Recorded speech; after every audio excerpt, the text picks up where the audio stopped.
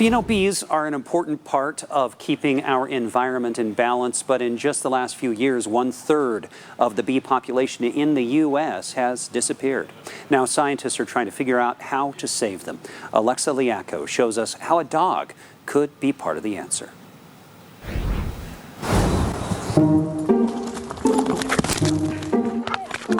Darwin Search. He may not have a PhD, but you're looking at a dedicated scientist. He's having the best time of his life. And if you can get him to sit still, you'll learn. This is America's first conservation detection dog, Darwin, the bee dog. He is the only dog in America that specializes in finding bumblebee nests. Every day, Darwin suits up.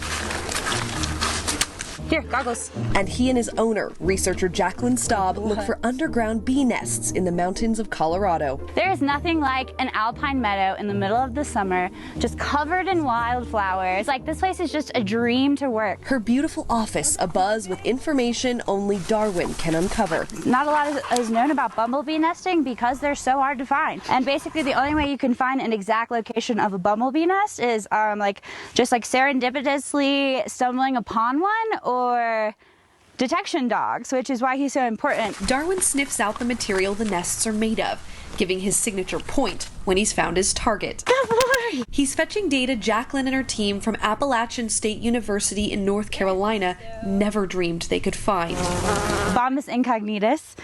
You can look it up. The nests Darwin finds show Jacqueline how these bees survive harsh conditions and what flowers they like. This is the nesting material that he's looking for. Every discovery precious to preserving these pollinators. You need to know all the pieces of the puzzle. If you're going to save a species, you can't just focus on one thing that they need. Especially when there's been a lot less buzzing happening across the country. 1/3 of bumblebee species right now are facing decline. So what are some of the reasons that bees are disappearing? So there's actually a lot going against them right now. So as we all know, the big one, climate change. Bees are losing their land to people through agriculture and expanding cities.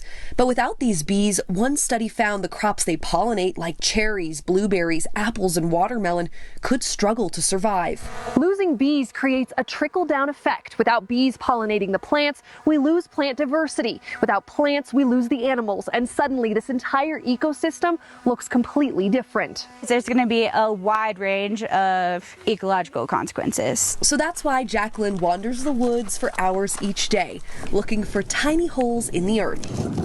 It's these windows to a different world that can help turn a sour situation sweet. If we really start working now and working towards preserving the pollinators, preserving land, figuring out what they need for nesting, it's not all doom and gloom. Like, we can work together and preserve our precious native pollinators. You the best bee boy?